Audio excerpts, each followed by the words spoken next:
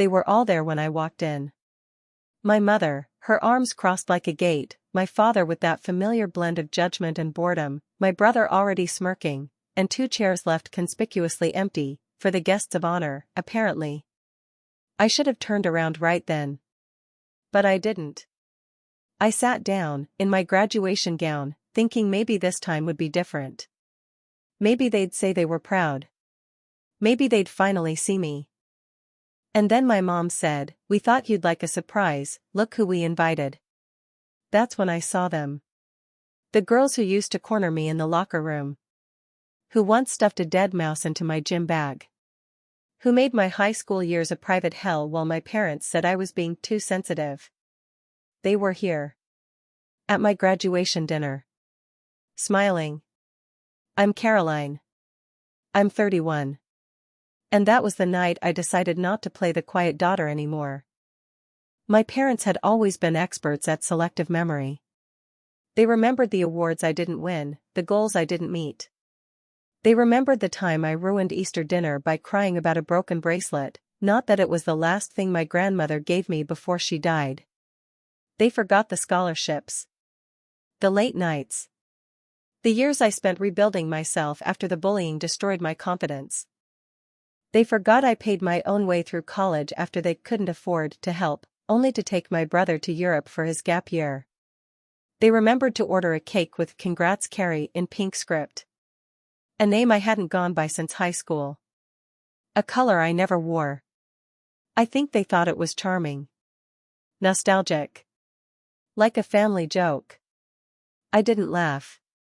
When I saw Chelsea and Morgan walk through that door, I felt a cold stillness rise in me. The kind I'd trained myself to wear like armor. I looked at my mother, waiting for her explanation. She said, "They reached out when they saw your name in the alumni bulletin." Isn't that sweet? No. It wasn't. It was calculated. And I wasn't playing along. I nodded, said nothing, and excused myself. I walked to the bathroom, locked the stall, and breathed.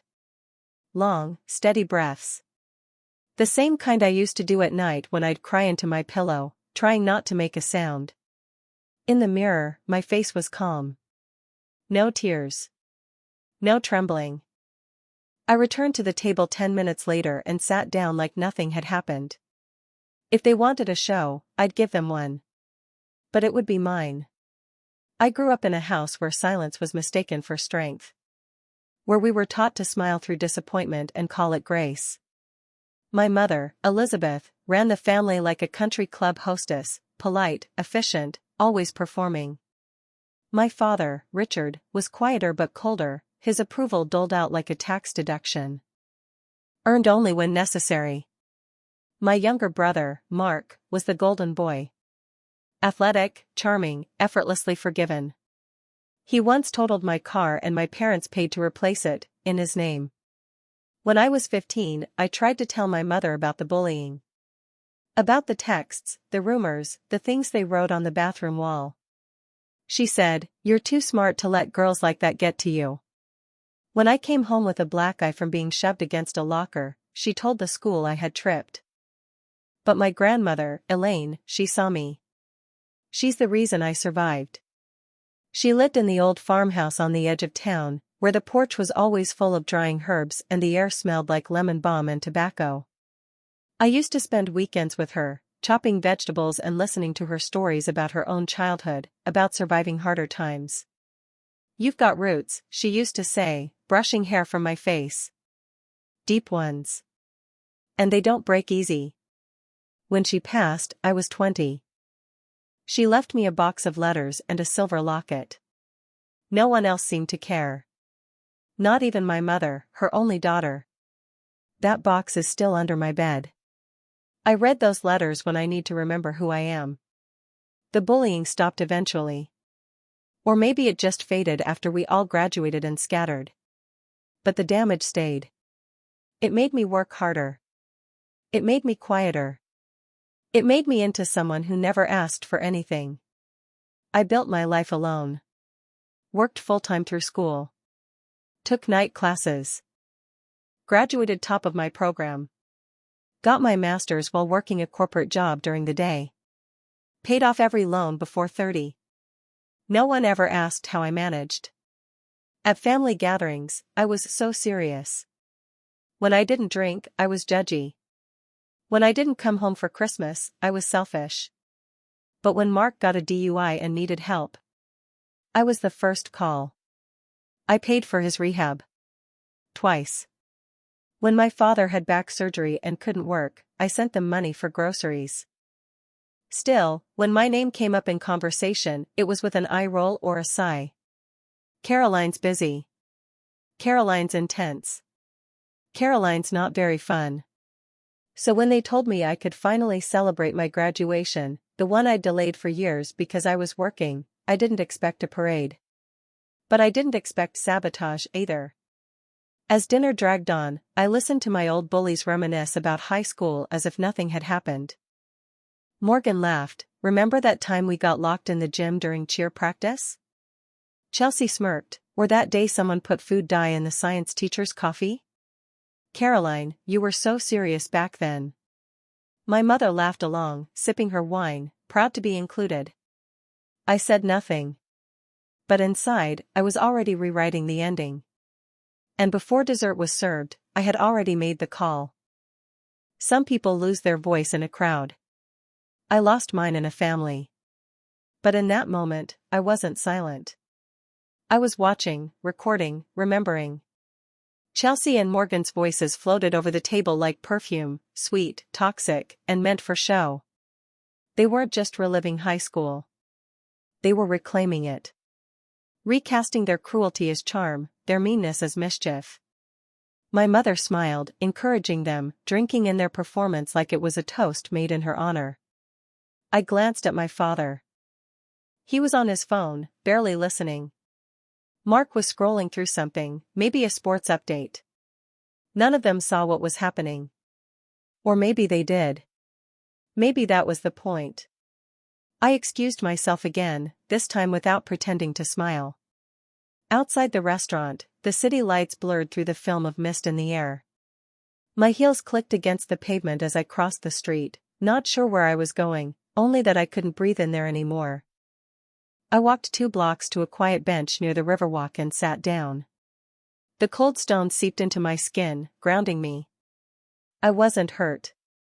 Not in the way I used to be. This was different. This was clarity. I'd spent most of my life trying to outgrow the girl they tried to erase. I chased degrees, built a career, paid my own rent by 19, never missed a deadline, never let anyone see me falter. But that girl, the one they laughed at, the one they made feel invisible, she was still here. Sitting on this bench in a black graduation gown, trying not to fall apart. And for the first time in years, I didn't want to silence her. I wanted to protect her. I called Ava. She answered on the second ring. Did it happen? I couldn't speak for a moment. Then I said, they brought them. Chelsea and Morgan. To my dinner. A long pause. Then her voice dropped, "You're not staying." "I'm not staying." Ava had been my roommate in undergrad. She was the first person to see through the performance I wore like a second skin. She never pushed, never asked for more than I could give, but when I finally broke down one night after too much wine and too little sleep, she held the space like it was sacred. She knew everything. And she knew what this meant. "You want me to come get you?" "No," I said. "I'm not running." I meant it. I wasn't going to disappear this time. I was going to make them see me. The irony was that my parents had always hated the version of me that tried to belong. The awkward one. The girl who wore thrifted dresses to school dances and overused dry shampoo. They hated her tears, her anger, her inconvenient emotions. But they also never accepted the woman I became, polished, independent, uninterested in their approval. Too distant. Too cold. There was no version of me that pleased them. Only roles to be filled. And I had stopped auditioning.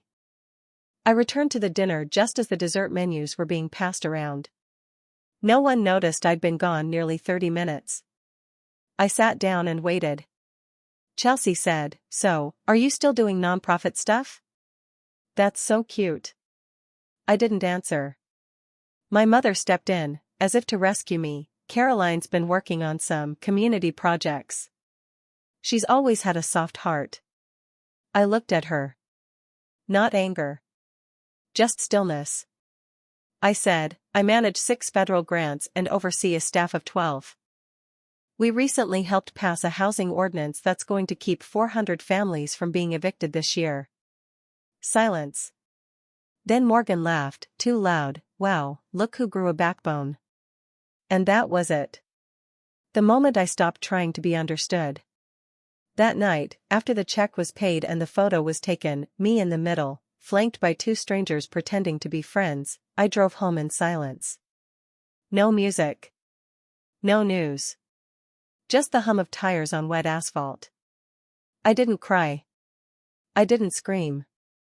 But when I got home, I went to my closet, pulled out the box with my grandmother's letters, and placed the latest one inside, not written by her, of course, but one I wrote to her.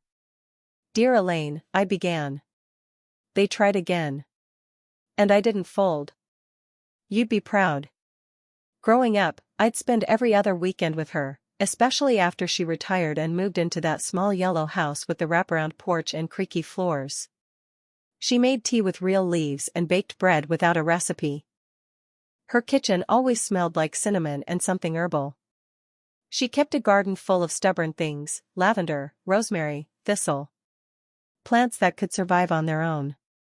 We'd sit on the back steps and talk, mostly about books, sometimes about the past. She never pried, but she always noticed. Once, after a particularly bad week at school, she made me a cup of chamomile and said, "The world will try to convince you that being soft is the same as being weak. Don't let them. You can be tender and unyielding at the same time." She never told me to forgive my parents. She never told me to try harder. She just reminded me that I didn't have to become them. She left me her journals. 4 battered notebooks filled with reflections and recipes and small observations, the way the light hit her garden at sunset, the color of the sky before a thunderstorm.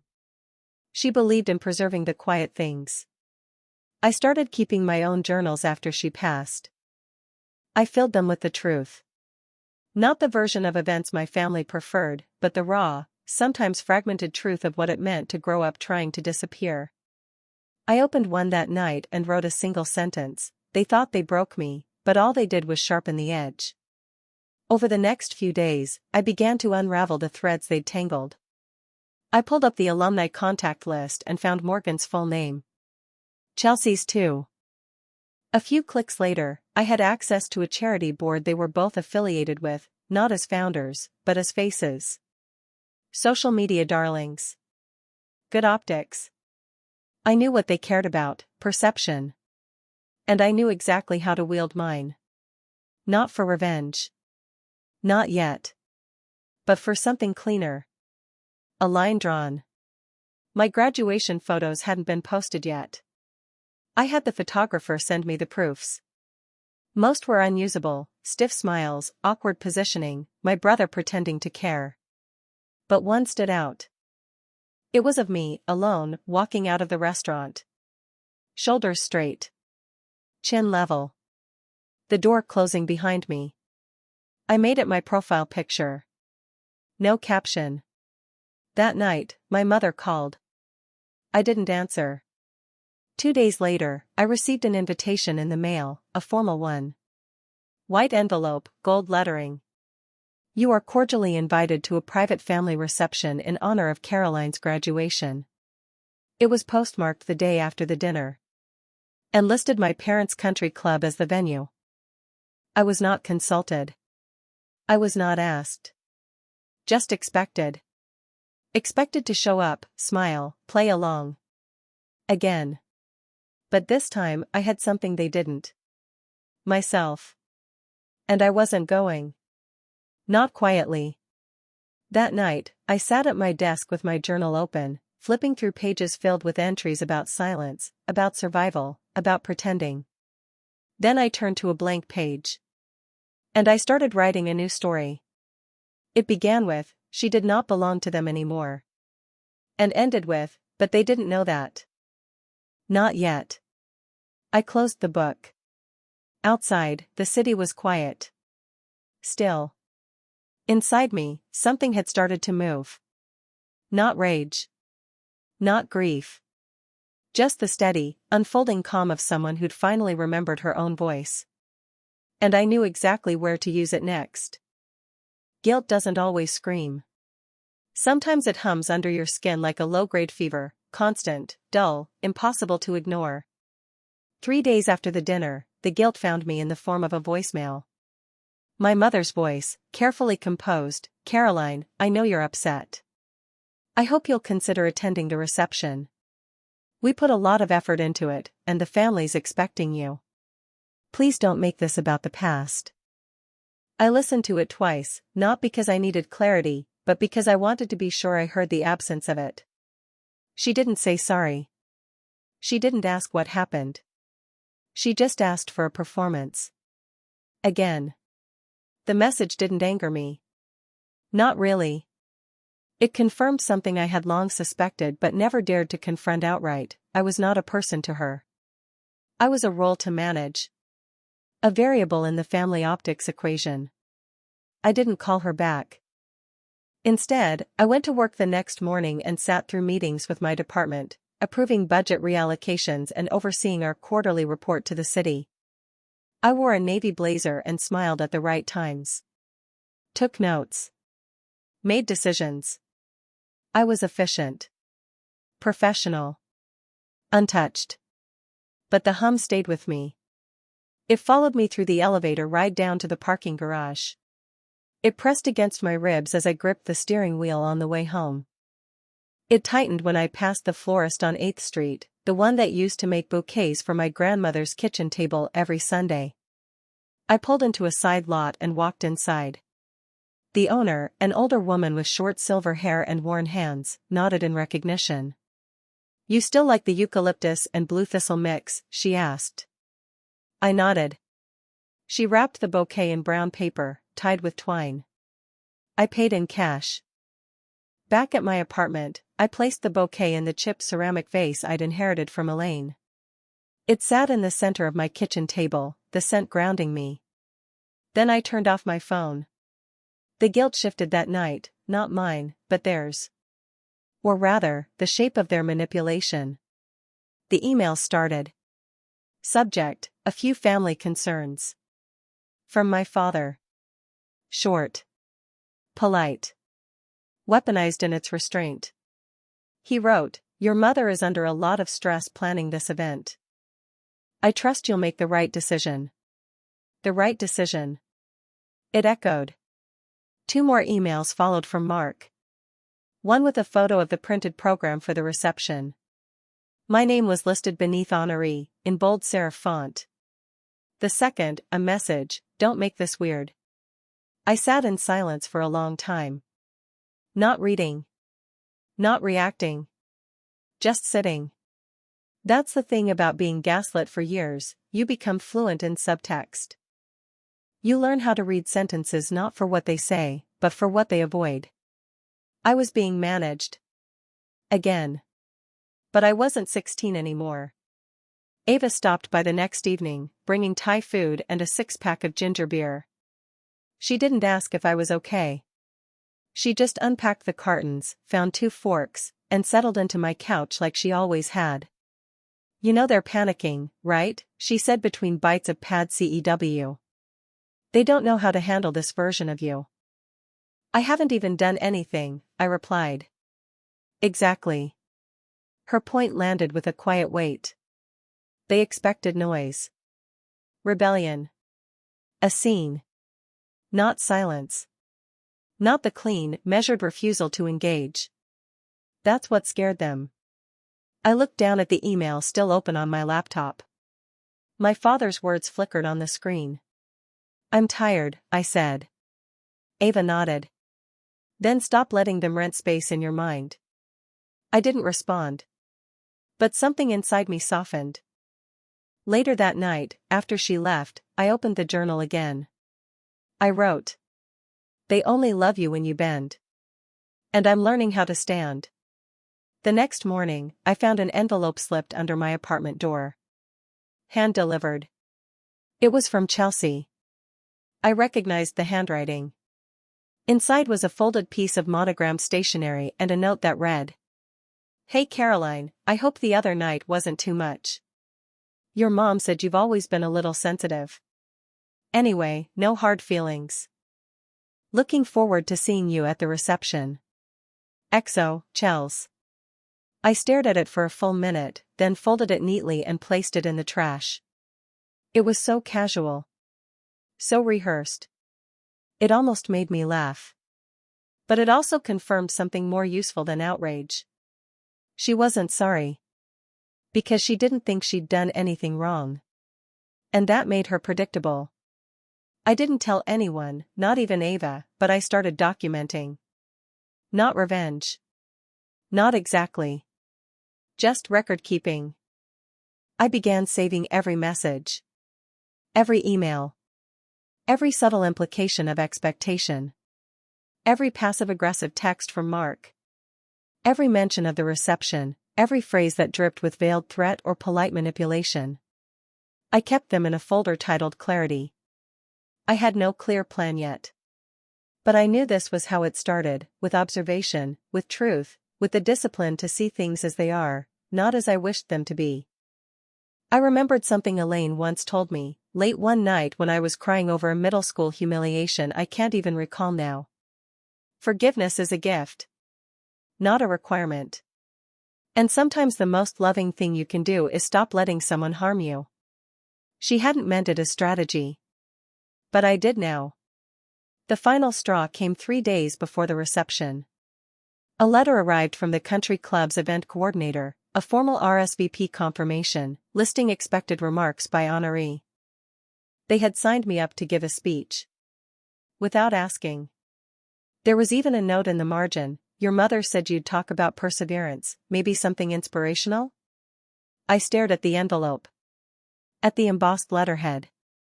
At the presumption. And then I knew. I wouldn't just decline the invitation. I would reclaim the moment. Not for drama. Not for spectacle. But for the version of me they tried to erase. I spent the next 2 nights writing. Not a speech for them, but something else. Something personal. Something precise. I printed 3 copies.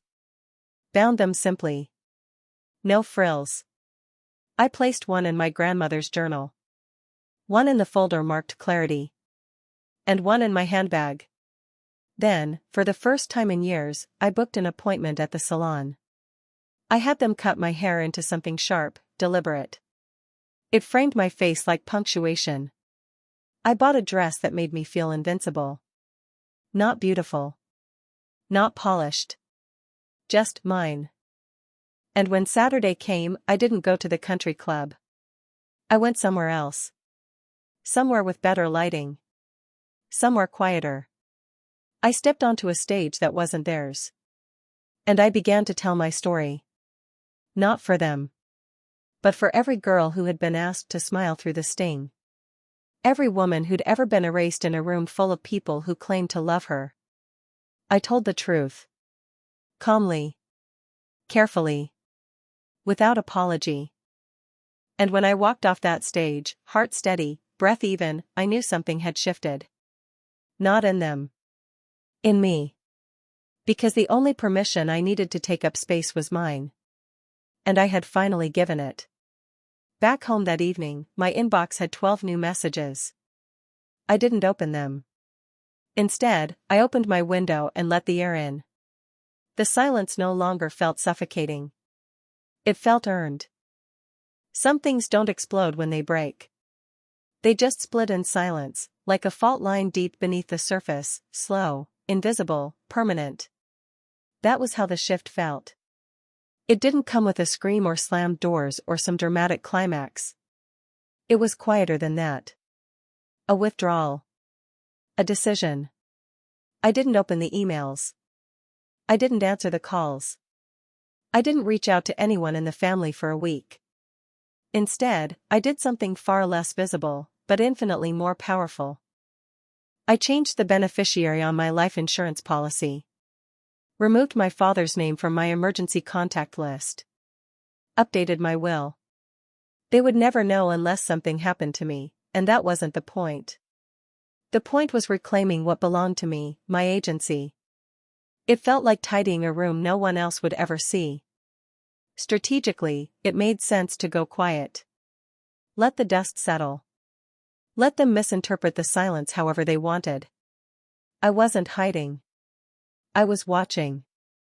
2 weeks passed, and in that time, the family reception came and went. I didn't ask how it went. I didn't look at photos. But Ava sent me one. She had a friend who worked at the country club. The image was blurry, taken from behind a decorative column, but it showed enough. My mother standing at a podium, mid-sentence. My father beside her. My brother, arms folded. And behind them, a projector screen displaying a slideshow. Photos of me. Childhood. College. My graduation. Cropped just right. I stared at it for a long time. They'd used my face to tell a story I didn't approve. I felt no rage.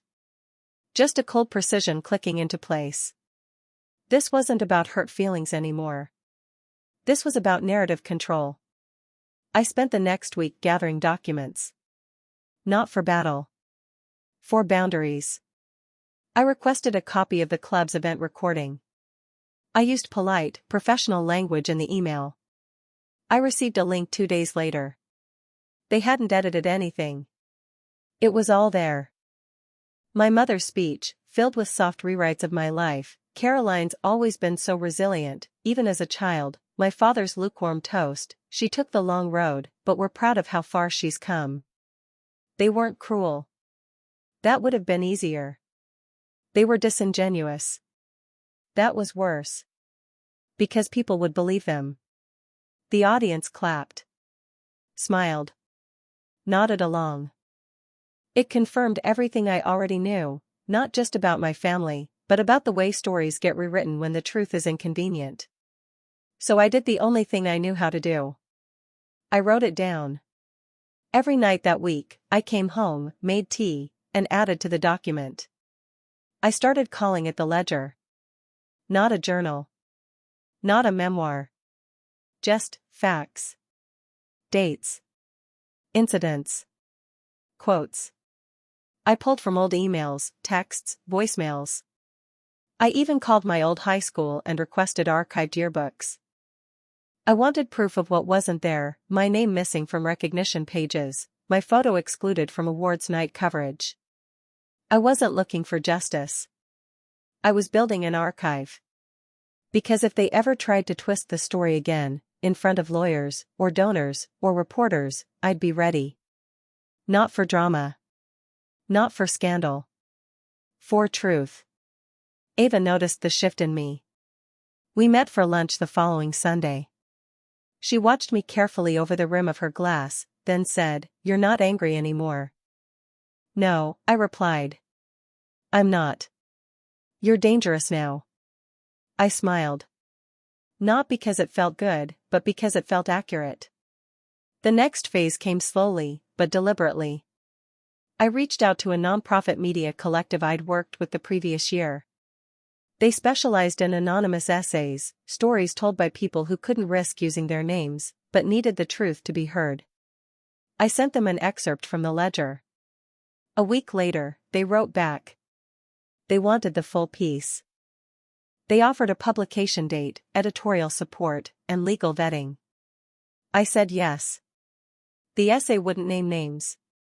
It didn't have to. But anyone who knew our family would recognize the shape of it. They'd see the script for what it was, not a story of parental pride, but a carefully constructed illusion, one that used my pain as set dressing. This was not revenge. This was reclamation. I didn't tell anyone. Not Ava. Not my colleagues. Not even the editor at the collective knew who I was beyond a pseudonym and a list of verification documents. I felt calm. Focused. Like I'd finally stepped outside a play I never agreed to perform in. On the day the piece went live, I stayed home. I didn't refresh the site. I didn't check comments. I made pancakes, watered my plants, took a long bath. The world didn't end. No one knocked on my door. But later that evening, Ava texted me one word, damn. Then, it's everywhere. I opened my laptop. The essay had been shared over 6,000 times. Picked up by a national account. Quoted in 2 opinion pieces. I read the title, not mine, but close enough to my voice. The cost of being the quiet one, when family love depends on silence. I felt nothing. Then, slowly, something else. Like air entering a long-closed room. I wasn't anonymous anymore. Not to myself. 3 days later, my brother texted, "Did you write that article?" I didn't respond. 2 hours after that, my father emailed. It was short. He said, "You've made your point.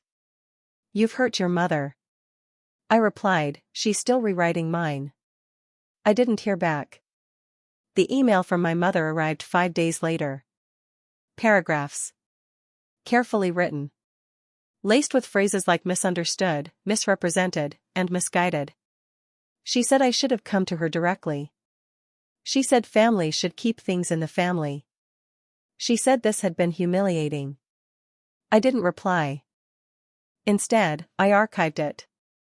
Along with the others. That weekend, I did something I hadn't done since childhood. I drove to the edge of town, past the cemetery, past the orchards, until I reached the old farmhouse where Elaine had lived. It was boarded up now. Owned by a property developer. The garden gone.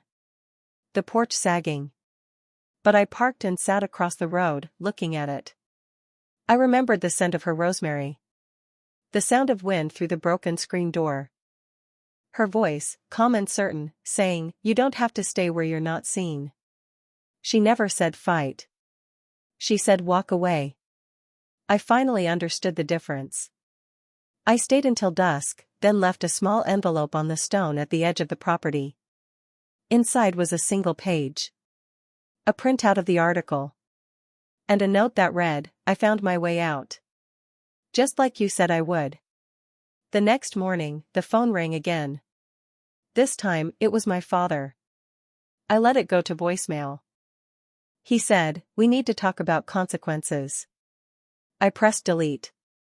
Because I had already started to learn, when people lose control of your story, they try to reframe your clarity as cruelty. But clarity isn't cruelty. It's just the light that finally reaches the darkest corners. And I wasn't done shining it yet.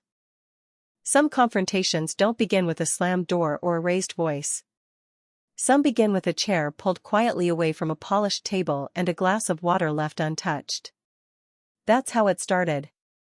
It was a Tuesday morning when the invitation came, not a phone call, not a message, but a formal letter slid under my door. Thick paper, embossed initials, my name written in handwriting I recognized immediately, my mother's. Inside was a note. She wrote, "We'd like to speak. Privately. No lawyers, no audience. Just us. Friday. 10 a.m. At the house. Not come home. Just at the house." The distinction wasn't lost on me. I placed the letter on my kitchen counter and stared at it through the rest of my coffee. I didn't need time to decide. I already knew I'd go. Not for reconciliation. For record-keeping. I arrived 5 minutes early, which meant I arrived exactly on time by my mother's standards.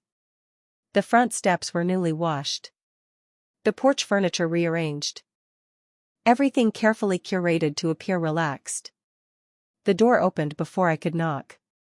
My father stood there, his expression unreadable. He stepped aside silently and I entered. The house smelled the same, citrus cleaner and something floral. Manufactured serenity. We walked to the dining room. My mother sat at the far end, hands folded, a notepad open in front of her. Mark was already there, leaning against the wall, arms crossed. There were no greetings. No pretense of warmth. Just expectation. I sat. The chair was too firm. The air too still. My mother was the first to speak. She said, "You've made quite the statement." I didn't reply. She continued, her tone clipped but measured. "Practiced." She said, "We're concerned about the long-term impact of your actions, not just on us, but on you." I waited. My father finally spoke. He said, "You've damaged relationships. Reputation. You're better than this." I studied them both. They didn't look ashamed. They looked inconvenienced. And Mark? He didn't even bother to sit. Just hovered, like security detail for a truth they didn't want to face. I placed a small recorder on the table. Clicked it on. No one protested. They didn't expect to say anything worth denying. I leaned back, folded my hands, and said, "This isn't a negotiation." My mother blinked. My father looked away. I continued. I said, "You've used my name, my story, my face, without permission. That ends now. If it doesn't, I will take legal action." Silence. Not shock.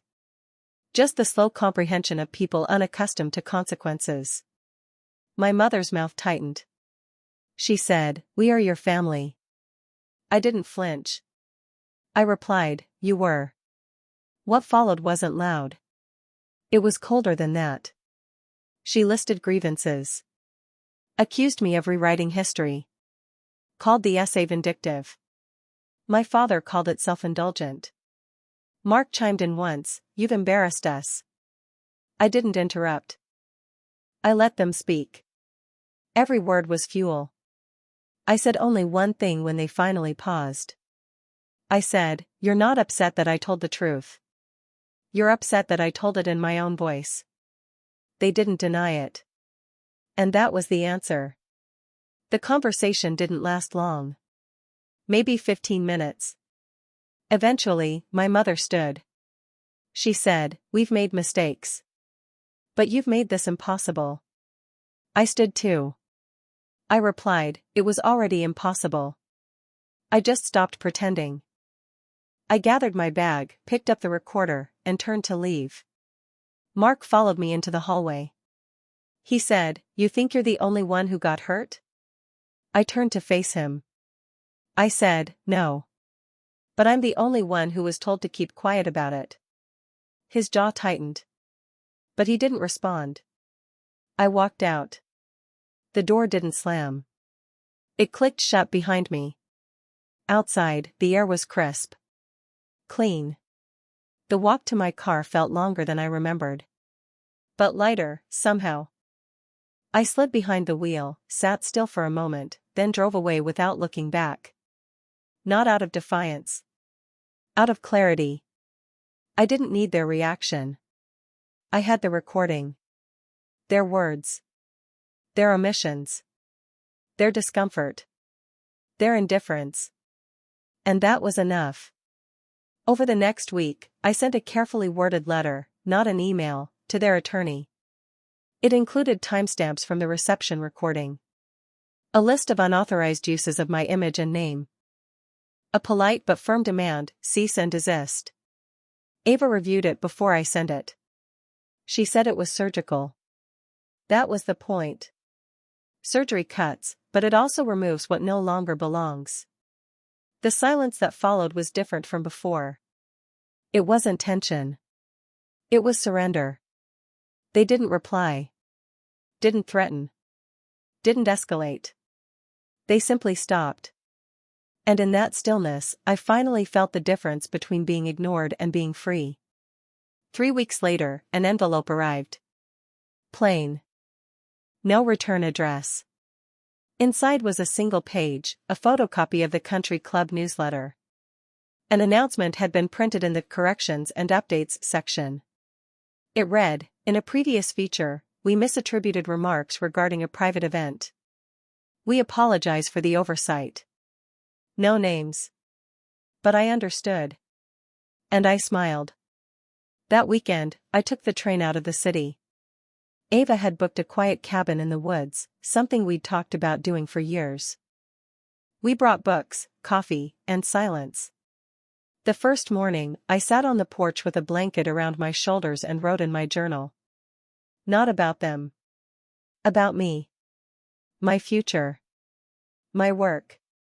My plans. The pages were filled with questions. What would it mean to build something without their shadow? What would it look like to live without the fear of erasure?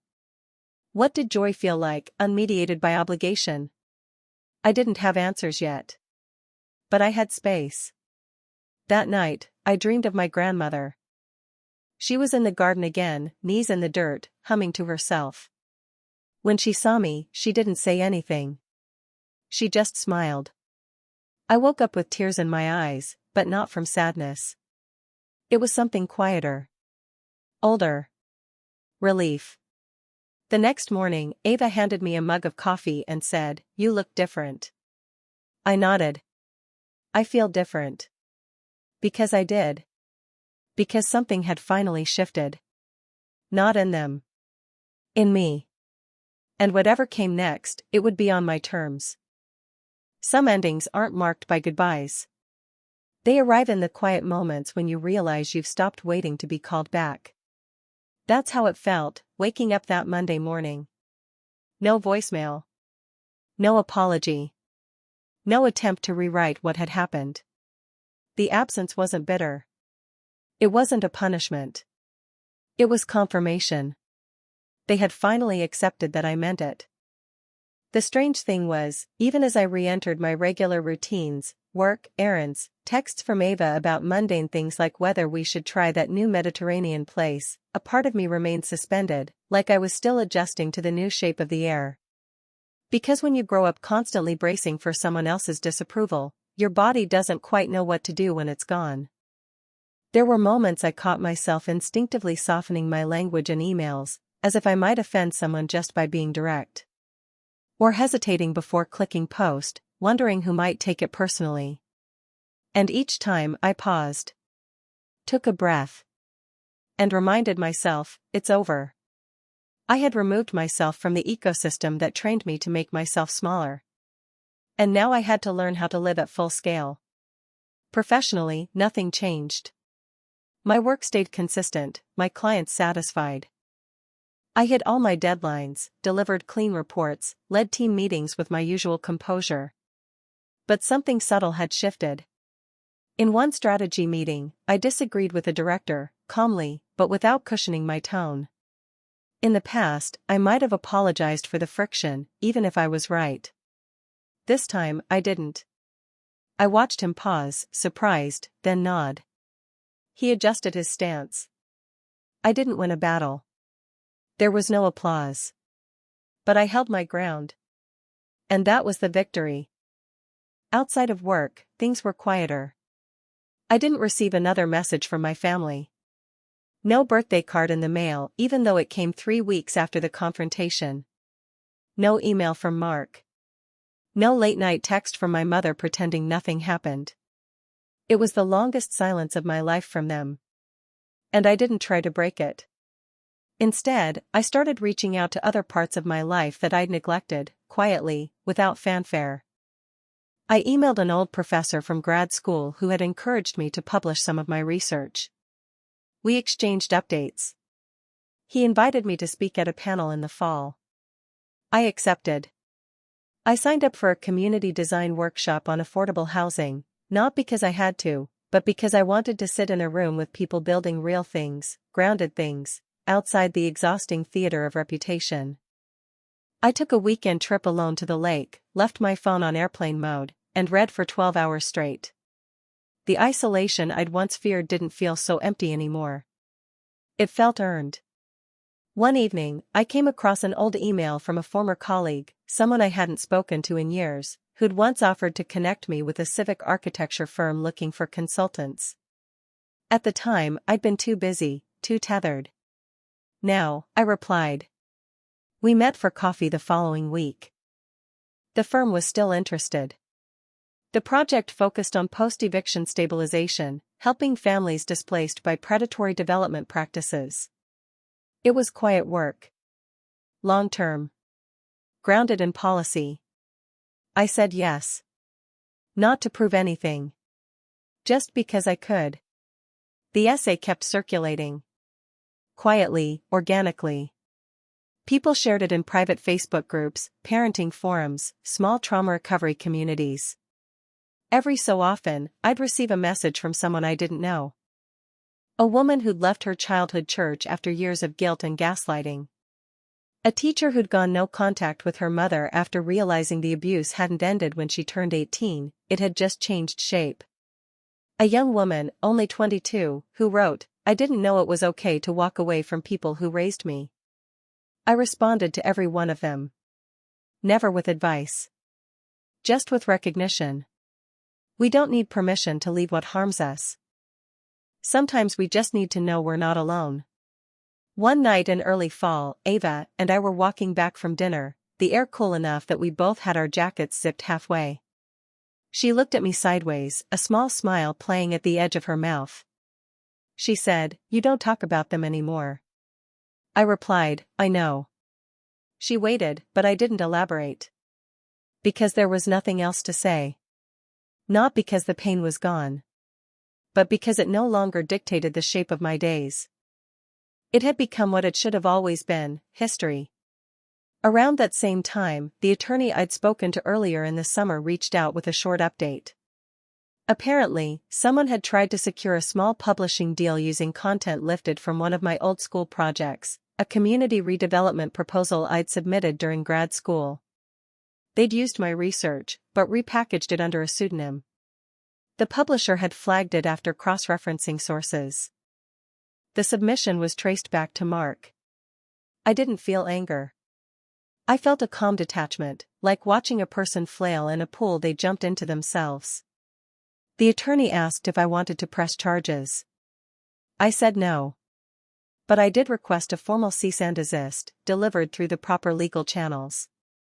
2 weeks later, I received a curt apology email from Mark. Clearly drafted by someone else. I deleted it. And that was that. I updated my will again. Not because of the incident, but because it felt like time. This time, I named Ava as my executor. Left my journals and digital archives to a women's center I'd started volunteering with. Donated all residual estate to a scholarship fund in Elaine's name. I wrote a letter to go with it, not to be read until after I'm gone. In it, I explained nothing. I just wrote, "This is the version of me I chose. Let that be the story." As fall deepened, I started running again. Not to train. Not to prove endurance. Just to feel my body moving forward, steady, unforced. There was a stretch of trail behind my apartment that ran along a small creek. No one else used it much. It became my space. My place to breathe. On one of those runs, I passed a woman sitting alone on a bench, holding a worn notebook in her lap. She looked up as I passed. Her eyes were red.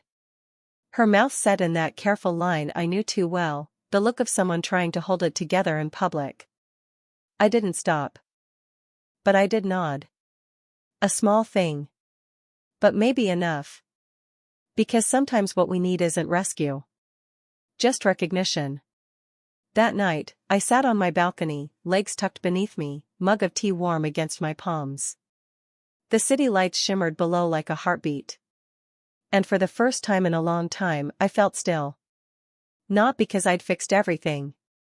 Not because I'd won. But because I had stopped needing to. The phone rang once. An unknown number. I didn't answer. And I didn't need to know who it was. Because the silence that followed didn't feel like punishment anymore. It felt like peace. Some ghosts don't leave when you close the door. They linger until you stop needing them to understand you. That's how I knew I was free. It didn't come with some grand moment of forgiveness, or a phone call that tied the ends together neatly. No apology, no reckoning. Just a quiet recalibration of my own internal compass. The need for their validation had gone quiet. Not because I'd outgrown it, but because I'd seen too clearly where it led, back into a maze I no longer had the appetite to navigate. The silence that used to feel like exile had turned into sanctuary. I wasn't waiting anymore. I was building. In the weeks that followed, I took long walks through my neighborhood in the early mornings, before traffic started, before the world got noisy again. There was something about those hours, the faint sound of sprinklers, the hush of leaves, the low hum of the waking city, that reminded me who I was before I learned to measure my worth by someone else's comfort. I began to reclaim little things. Not in protest. In affirmation. I started eating the kinds of food my mother used to scoff at, spicy, rich, messy things. Not because I had something to prove, but because I enjoyed them. I rearranged my apartment. Bought a red chair that clashed with everything else I owned. Hung a print above my bed that read, "Tell the truth, even if your voice shakes." I stopped softening my voice in meetings. I said no more often. Not with cruelty, just with clarity. And slowly, my life began to reflect something I hadn't seen in years. Me. One afternoon in late October, I got a message from a woman who ran a women's justice podcast. She'd read the essay. She wanted to know if I'd come on the show anonymously, voice altered, no identifying details, to talk about what happens when families use silence as currency. I almost said no. Not because I was afraid, but because I wasn't sure I had anything new to say. But then I thought about the women who'd written to me, the teacher, the 22-year-old, the woman leaving her church, and I said yes. We recorded the interview in a rented studio downtown. The producer dimmed the lights and let me speak into a soft mic that barely felt like it was there. I didn't cry. I didn't even tremble. I just told the story. Cleanly. Calmly. Without ornament or vengeance. When it aired 2 weeks later, I listened to it once, with the windows open and the lights off, wrapped in a blanket on my living room floor. I didn't recognize my voice, but I recognized the weight it carried. It sounded like someone who had stopped asking for permission. Around that same time, the nonprofit media collective published a follow-up piece, not by me, but inspired by the original. Other women had started submitting their stories. The editors created a series. Daughters Who Left. I wasn't alone anymore. I never had been. Ava and I hosted a small dinner one Friday night. Just 6 of us, friends, colleagues, people we trusted. There was music, low and warm. The kind that doesn't fill the space, just holds it gently. At some point during the evening, one of the women, a soft-spoken urban planner I barely knew, turned to me and said, "You're not what I expected." I tilted my head. I said, "What did you expect?" She said, "Someone angrier. Or harder." I smiled. I replied, "I used to be. But I didn't want to stay there." She nodded. "It shows." I started volunteering more regularly at the Women's Center. At first, just administrative help. Intake forms, phone calls, quiet logistics. But one morning, a counselor called out sick, and they asked if I could sit with a woman waiting for intake, just so she wouldn't be alone. She was younger than me, but not by much. 30, maybe. Her arms crossed, her eyes wary. She didn't want small talk. I didn't offer any. We just sat. 10 minutes in, she said, "They always act like you owe them for raising you." I said nothing. She added, "But I didn't ask to be born into that house." Still, I said nothing. I just looked at her, steady and quiet. Eventually, she looked back. And then she said, "I didn't think anyone else would get that." I didn't tell her my story. I didn't need to. Some truths don't need retelling. They just need to be witnessed. A few weeks later, I received a certified letter. It was from my mother's attorney. Inside, a single sheet of paper, and signed. A formal statement of relinquishment. A severance of financial and legal ties. No threats. No further contact. It wasn't framed as punishment. It was framed as choice. And I accepted it. I filed it away with the rest of the documents, the folder marked clarity that had, over the months, become more symbol than archive. I didn't cry. I didn't shake. I just closed the folder and placed it back in the drawer. I had already mourned what was lost. Now, I was living with what remained. Winter came slowly. The first snow arrived late, soft and scattered. I watched it fall from my window, one hand curled around a mug of tea, the other holding a pen above a blank journal page. Not the old journals. Not the ones I wrote for survival. This one was new. Smooth pages. Unwritten. I didn't rush the first sentence. I waited. And when it finally came, it was quiet, small, but certain. There is life after erasure. I don't think of them every day anymore. Sometimes I see a woman in a grocery store with the same perfume my mother used to wear, and it stops me for a second. Or I hear a laugh that sounds like Mark's and something tightens, just for a beat. But it passes. Like weather. I've stopped trying to rewrite the past. It didn't need a better ending. It needed an honest one. And I gave it that. People ask sometimes if I've forgiven them. And I always answer the same way. Forgiveness isn't always a door you open for someone else. Sometimes, it's the room you build for yourself after you've left their house. And I'm still furnishing mine. Last week, Ava brought over a housewarming gift, a framed photo of me from the cabin trip.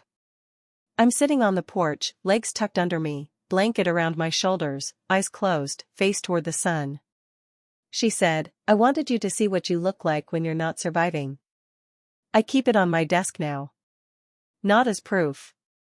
As reminder. Of who I became once I stopped being who they needed me to be.